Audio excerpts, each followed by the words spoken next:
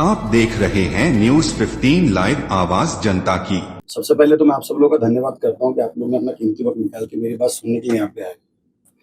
बीते कुछ दिन पहले मुझे मालूम पड़ा कि परवीन जाधव उर्फ नाना फटकरे ने एक प्रेस कॉन्फ्रेंस ली।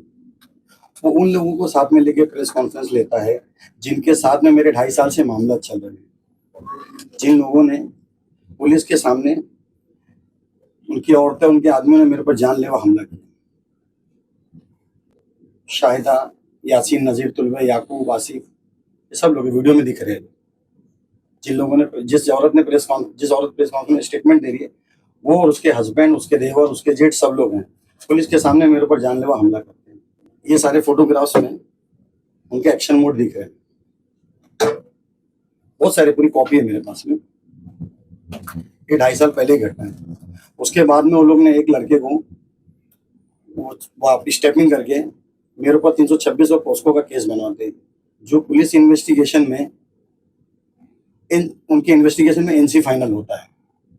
क्योंकि मालूम है ये क्यों होता है, क्योंकि उसी लड़के ने चौकी में और कोर्ट में जाके स्टेटमेंट दिया है, जिसकी ये कॉपी है, कि मेरे को याकूब और आसिफ ने वार मारा था और सईद और अशरफ का नाम लेने बोला था, जिसका कोड में 164 होता है। और उस क्रॉस केस में मेरा एनसी फाइनल जाता है, उनकी चार्जशीट जाती है। ये उनके क्रिमिनल रिकॉर्ड, बाकी और भी चेक कर रहा हूँ, अगर मिलेंगे तो मैं आपको बताता हूँ आप लोगों को। और लॉकडाउन में जो फिरोज उसमें स्टेटमेंट दे रहा है,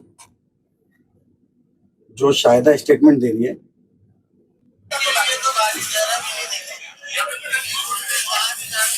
मेरी दुकान पे लोग फिरोज जो मीडिया में बैठ के स्टेटमेंट दे रहे हैं कि मैं रिक्शा सिनेमा, ऐसा मेरी दुकान पे लोग आके गाली दे रहे हैं। लॉकडाउन का मैटर है, लेकिन मेरे पीछे कई साल से लगे हुए हैं। इनके वहाँ पे 40 से 45 घर है, उनके रिश्तेदार, उनके खानदान, जवाई दामाद से उसके 40 से 45 उनके घर है। मैं अकेला हूँ वहाँ पे, मेरी दुकान है अकेली वहाँ पे। और इनके बहुत सारे इलीगल धंधे हैं, जिसका एविडेंस है मेरे पास। जैसे इनका गुटखे का धंधा है, इनका सूरत चलता है वीडियो है, कैरम चलता है, वो भी वीडियो है। और मेरी अडानी से रिक्वेस्ट है कि रमन मामा में जो भी चोरी की लाइट चलती है, उसको सही से आके इन्वेस्टिगेशन करें। और इनका जो रिक्शा स्टैंड पे चलता है, एक ही नंबर की 2, अब मेरा स्टेटमेंट होने के बाद हो सकता है गाड़ी हट जावे, जो गाड़ी वेस्टर्न में चलती है, अंधेरी वगैरह में, सेम नंबर की गाड़ी ऐसी वैगन वाली रिक्शा स्टैंड पे चलती है, स्क्रैप वाली गाड़ी।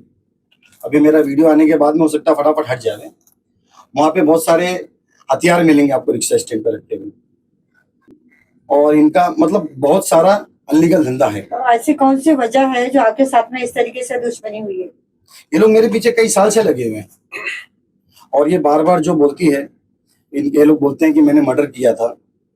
वो मर्डर इन लोग ने खुद किए थे, वो मर्डर ये लोग खुद करके मुझे फंसाया गया था। पूरा घर विटनेस बन गया था उसके अंदर, उस मर्डर में पूरा घर विटनेस बन गया था। इनके पूरे कंप्लेन है जो मैंने माहिती से निकाला हूँ। ये कंटिन्यू 2.5 साल से मेरी दुकान के ऊपर, मेरे भाई की दुकान के ऊपर, मेरी वाइफ के कारखाने के ऊपर, चाहे परवीन जाधव, नाना फटकरे या ये लोग कंटिन्यू मेरी दुकान के ऊपर कंप्लेन पे कंप्लेन मार रहे हैं। मुझे भगाना चाहते हैं वहां से, मेरी दुकान है वहां पे, मुझे भगाना चाहते हैं वहां पे मेरी दुकान है, क्योंकि मैं आपको वीडियो दिखा रहा हूँ कि पुलिस के सामने मेरे पर जानलेवा हमला हुआ है। एक्सटॉर्शन का पूरा एक्सटॉर्शन का मैटर है, और मैं पैसा नहीं देता। कंटिन्यू मेरा मतलब उस कंप्लेन का ही, जब मैंने मेरे ऊपर हमला हुआ था, जब हमला हुआ था तो मैंने कंप्लेन ही किया था, तो वो एनसी फाइनल में आया। ये जो लड़के का 164 हुआ जगह पे नहीं हुआ था, मैंने सारी जगह अर्जी लगाया था, वरिष्ठ अधिकारियों से मिला था, उसके बाद में उसकी जांच हुई, उसका इन्वेस्टिगेशन हुआ, तब वो 164 हुआ। जिस लड़के ने फरियादी बना था, उसने कोर्ट में जाके जब स्टेटमेंट दिया, सही स्टेटमेंट दिया, तब एनसी फाइनल हुआ था। कई बार बोला हूँ, मगर पुलिस की जो अभी जो कार्रवाई चल रही है, पुलिस से मैं संतुष्ट हूँ। क्योंकि ये लोग ने जैसे एक भाड़े का कट्टू लाए, जिसका नाम है परवीन जाधव, नाना पटोले, फटकारे, वो रहता है न्यू बॉम्बे में, पूरे मानपुर शिवाजी नगर में 18 से 19 लाख की आबादी है। यहाँ पे कोई समाज सेवक नहीं मिलता है, वो न्यू बॉम्बे से आके समाज सेवा कर रहा है। आपको मालूम क्या समाज सेवा कर रहा है? जैसा मैंने वो याकूब तुल्वे का कंप्लेन दिखाया, कंटिन्यू कंटिन्यू 2.5 ये 18 महीने से लीगल मेरे पीछे लगा हुआ है। 18 महीने से लीगल मेरे पीछे लगा हुआ है। ये मेरे धंधे पे पूरे कंप्लेन, मेरी वाइफ के धंधे पे कंप्लेन है, मेरे भाई के धंधे पे कंप्लेन, मेरे बिजनेस के ऊपर कंप्लेन है कि इनका एक्सटॉर्शन का जुर्म है। मेरे से 2 लाख रुपए की इसने डिमांड किया था। परवीन जादव उर्फ नाना पटपर, जिसकी मैंने शिवाजी नगर सारे अधिकारियों को आरजी वगैरह दे के रखा हूँ। मेरे पास में जो विटनेस थे वो मैंने पुलिस को बताया हूँ, वो इन्वेस्टिगेशन में चालू है, इन्वेस्टिगेशन चालू है। और ये 18 महीने से कंटिन्यू मतलब ऑन रिकॉर्ड ये मेरे पीछे लगा हुआ है। ये इसकी समाज सेवा है। पुलिस इसके ऊपर मेरी पुलिस में ऑलरेडी पहले से एप्लीकेशन है, पुलिस इन्वेस्टिगेशन कर रही है, इन्वेस्टिगेशन का पार्ट है वो कर रही है। और मैंने उधर पे वहाँ पे इसने जब मुझसे पैसे का डिमांड किया था तो मैंने वरिष्ठ अधिकारियों को बताया हूँ, जिसकी इन्वेस्टिगेशन चालू है। मेरा आप लोगों को बुलाने का मकसद ये है कि जो एक वीडियो वायरल हो रहा है, एक लड़के का वीडियो वायरल करके, उस लड़के का वीडियो वायरल करके, वो लड़का मेरे पास पहले काम करता था। जितने दिन काम किया मेरे पास, मैंने उसका रिकॉर्ड पुलिस स्टेशन में दिया। वो मेरे गांव का लड़का था, वो मेरे गांव का लड़का था। और मेरे गांव का होने की वजह से वो थोड़ा सा फायदा उठाता था, मेरे बाकी स्टाफ के साथ में गाली गलौज मारा मारी करता था। मगर जैसे ही मुझे मालूम पड़ा कि वो नशे का कारोबार करता है, ड्रग्स वगैरह बेचता है यहाँ पे। क्या बोला था सोनू तो जैसे नहीं उसमें देखिए, ये उसकी जेब से देखिए एमडी निकलते हुए। तो मैंने इस लड़के को काम पे से निकाल के सीनियर पीआई देशमुख साहब के सामने खड़ा कर दिया था। तो उन्होंने मुझे आश्वासन दिया था कि आप जाइए, हम इसके ऊपर उचित कार्रवाई करेंगे। उसके बाद में ये हमारे परवीन जादव साहब उर्फ नाना पटकर हैं, ये अभी 4-5 महीने से एक वीडियो वायरल करके, जिसमें उस वीडियो में ना मैं हूँ ना मेरा भाई है, हम दोनों भी कहीं पे भी नहीं है। अब उनको दिख गया उसके अंदर कि मैं हूँ, हम दोनों भी कहीं नहीं है। वो इन्वेस्टिगेशन का पार्ट है, मुझे कानून के ऊपर पूरा भरोसा है, उसकी इन्वेस्टिगेशन चालू है।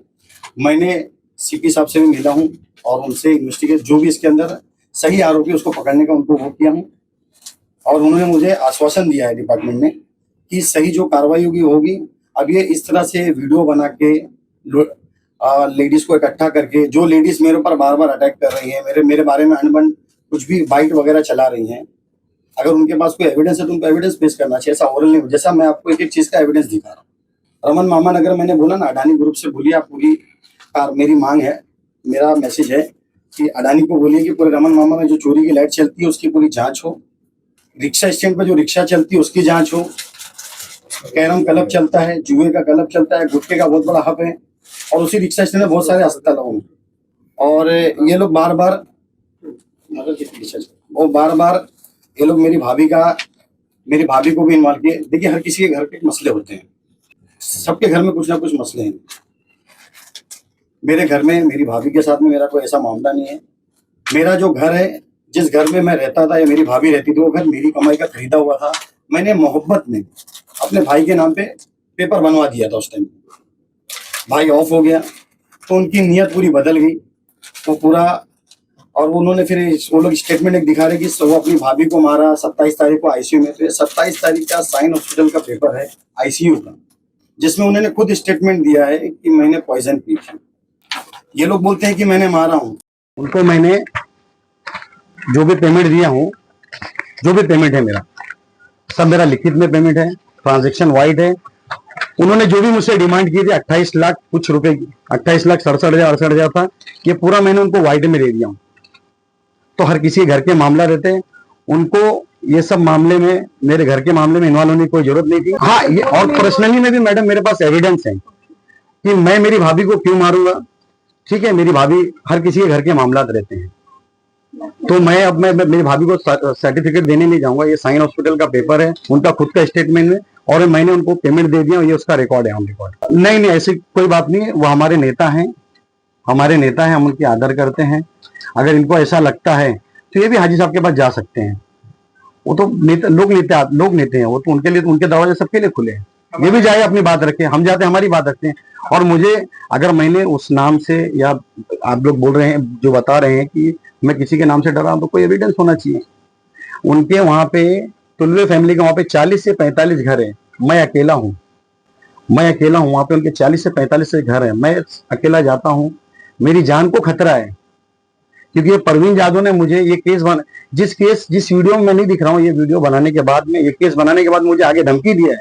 आप इसका अंदाजा यहां से लगाइए कि जिस वीडियो में ना मैं दिख रहा हूं ना मेरा भाई दिख रहा है, उसमें एक FIR हो जाता है। मगर वो पुलिस इन्वेस्टिगेशन कर रही है, वरिष्ठ अधिकारियों ने मुझे आश्वासन दिया है। मैं खुद CP साहब से जाके मिला हूं। तो मुझे पुलिस कानून के ऊपर पूरा भरोसा है। तो मेरे को तो ये परवीन जादव तुलवे मामले में। और सबसे बड़ी बात तो सर ये, जिस दिन ये वीडियो वायरल हुआ था, वो सदान करके जो लड़का है जिसको ड्रग्स का काम की वजह से मैंने निकाल दिया था, उसका जो वीडियो वायरल हुआ है, तो हमारे शिवाजी नगर पुलिस स्टेशन के PSI देश पांडे साहब और मालवेकर साहब ने डायरेक्ट, पुलिस ने उसको फोन किया था। और पुलिस ने फोन किया था तो उसने पुलिस को बताया था कि नहीं, मेरे को किसी ने नहीं मारा, सईद और अशरफ ने नहीं मारा। उनका सवाल था कि तेरे को थैली वाले ने मारा है।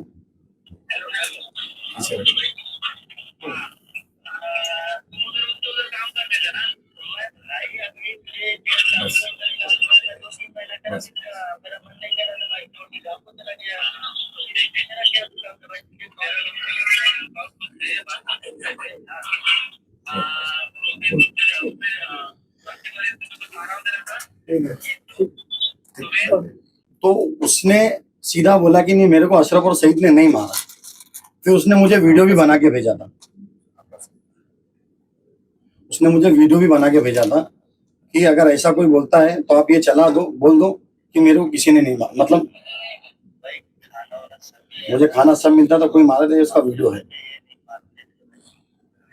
मगर ये लास्ट 10 दिन में किसके दबाव में, किसके डर से वो स्टेटमेंट दूसरा दे रहा है। क्योंकि जब ये स्टेटमेंट हुआ था तो मुझे भी नहीं मालूम था।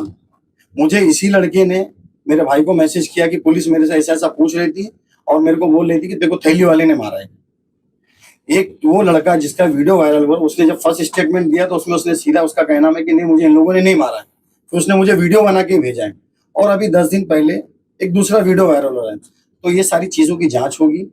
मैं डिपार्टमेंट से मांग करता हूँ कि इसकी अच्छे से जांच हो और मुझे इंसाफ मिले। मेरी आपके चैनल के माध्यम से मेरी ये मांग है, हमारे CM साहब से, हमारे CP साहब से, हमारे DCP साहब से और हमारे सीनियर मैडम से, कि जो भी इस मैटर में निष्पक्ष जांच हो और मेरे को इंसाफ मिले। और मेरी जान को खतरा है, मैं बार बार बोल रहा हूँ, क्योंकि मैं वहां अकेला रहता हूँ। इनकी 40 से 45 घर हैं और मुझे ये बहुत सारे कोई भी केस में फंसाने की धमकी दी है। और जिस मर्डर केस की बात करते हैं, ये मर्डर केस में मुझे कोर्ट ने, ये मेरा ऑर्डर नहीं, मुझे कोर्ट ने क्लीन चिट दिया है। मेरा नाम सईद सगीर अहमद खान। लीगल टीम देख रही है, तो मैं इसके लिए, मैं आपके साथ कोई भी बात लीगल और डॉक्यूमेंट के बेस पे बात किया, मैंने ओरल कोई बात नहीं किया।